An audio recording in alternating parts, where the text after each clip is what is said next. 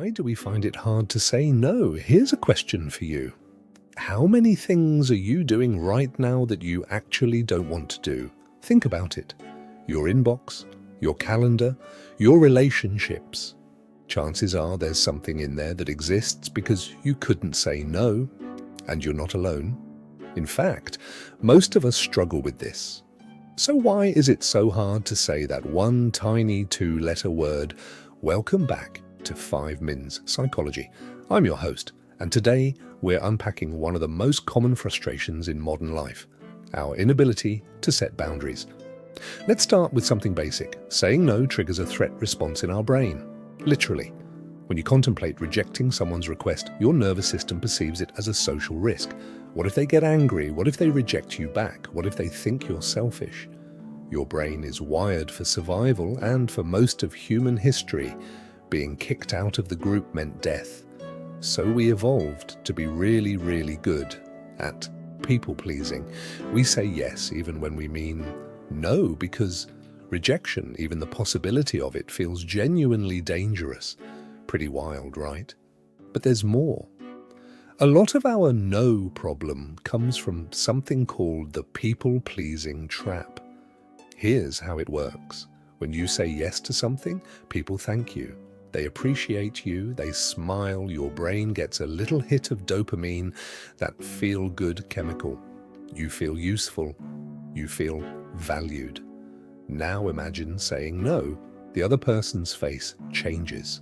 Disappointment, maybe frustration. Your dopamine doesn't come. Instead, you feel guilty. So your brain starts running the calculation.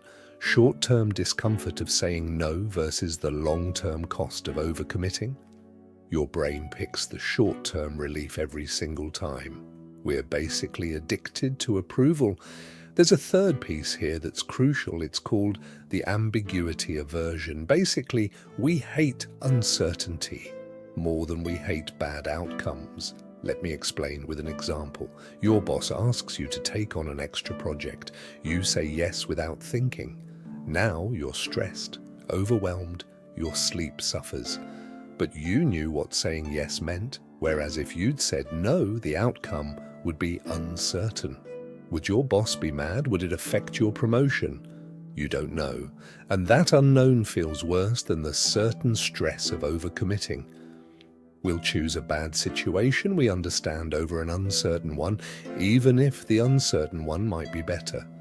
Here's the fourth insight. We massively underestimate how okay people actually are with rejection. Think about the last time someone said no to you. Do you hate them? Are you plotting revenge? Probably not. You accepted it and moved on, but we imagine our no's will somehow be different. We think people will take it personally. They won't, they really won't. Yet we live our lives as if they will. We say yes to things we resent, to people we don't even like that much, because we've created this fictional drama in our heads about how they'll react. And finally, there's what I call the yes momentum. Every yes makes the next no harder. When you've been saying yes consistently, suddenly saying no feels out of character. It feels like you're changing. Other people notice and get confused. So you get even more pressure to stay consistent with who they think you are. You become trapped by your own patterns. The solution, by the way, is to start small. Say no to something tiny. A small request, a minor inconvenience. Let your nervous system recalibrate. Realize that the world doesn't end. People don't hate you. So, here's what I want you to take away. Saying no isn't selfish. It's not mean. It's not even that hard, honestly. What's hard is the feeling that comes before you say it. That anticipatory anxiety. But feelings aren't facts. They're just your prehistoric brain doing its job. The next time you want to say no, but you're hesitating, pause for a second. Notice that feeling. Acknowledge it, and then say no anyway.